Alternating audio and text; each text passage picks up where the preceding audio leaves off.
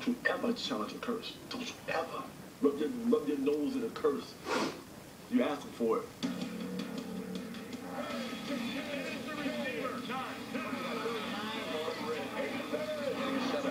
All six of you work his tail off.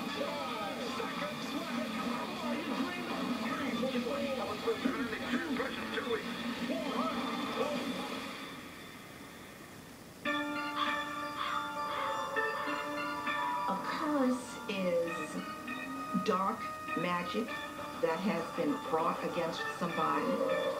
A curse is just evil in that person's life. Curses aren't just something witches use to turn a prince into a fraud. They are something that has prevented teams from winning in the NFL. Fans believe in jinxes and curses because it's easier than admitting we stink. There's a reason why the ball isn't bouncing our way or hasn't bounced our way for 20 years.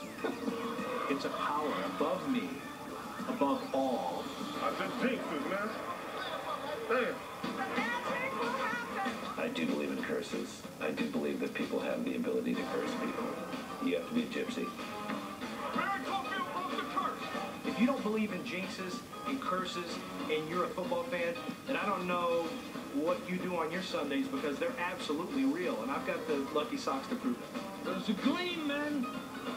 There's a gleam. We've got our lucky socks and horseshoes. Anybody with a horseshoe hit? No broken mirrors or walking under ladders here. Okay. For some teams, if it wasn't for bad luck, they'd have no luck at all.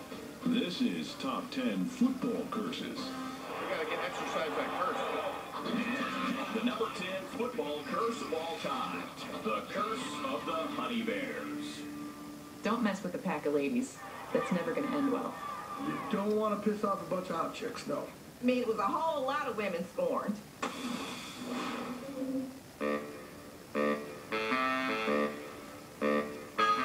In 1977, George Halas told his associates, "I want dancing girls on our sidelines." He didn't want to be upstaged by the Dallas Cowboys. He wanted to have the best cheerleaders in the NFL. And those Honey Bears, I gave them tremendous credit, because those outfits were not too big, and it was freezing up there. That was a classy lot. Just punch up Honey Bears on your computer. Take a kick a gander. Halas told his associates, "As long as I'm alive, we will have dancing girls on the sidelines of Bears games." George Halas passed away in 1983.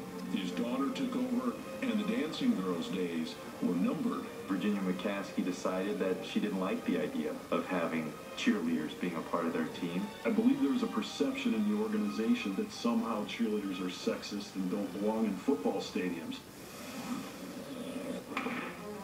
The Honey Bears contract ran through 1985, a year where their presence spurred the Bears to one of the greatest seasons ever. It was a carnival. He had a great team filled with personalities. You had hot-looking women in hot-looking outfits. That was their last year as cheerleaders here, 85. And all of a sudden, mysteriously, like that, they were gone. How do you eradicate the Chicago Bears Honey Bears cheerleading squad? They've never won since. Coincidence? I don't think so. As they walked out the door, threw their pom-poms with a finger up, they said, "You will never win the game!" There was no dynasty in the making. The next 3 seasons, the Honey Bears smiled as the Bears exited the playoffs with a home loss each year. It is odd that after they took him out, they couldn't even with that team, continue on. That's got to be the Honey Bears. Buddy Ryan leaving had nothing to do with it. When McMahon was, getting hurt, he was going, "Those darn Honey Bears. I wish they were here." What's the obvious thing to do? Bring back the honey buns. All we got is an ugly bear out there. That's not good. Halas is turning in his grave. Honestly, the Honey Bears were rocking. Halas loved the Honey Bears? And we're not respecting his wishes? This is just a travesty. Ginny, get with the program. Come on. Georgie Boy wanted the Honey Bears. Chicago, if a jinx gets put on you, it's going to stay for a while. Just ask the Cubs. They're in the darkness. You may never leave the darkness alive. Up next, a curse that has had one team living in darkness for a century.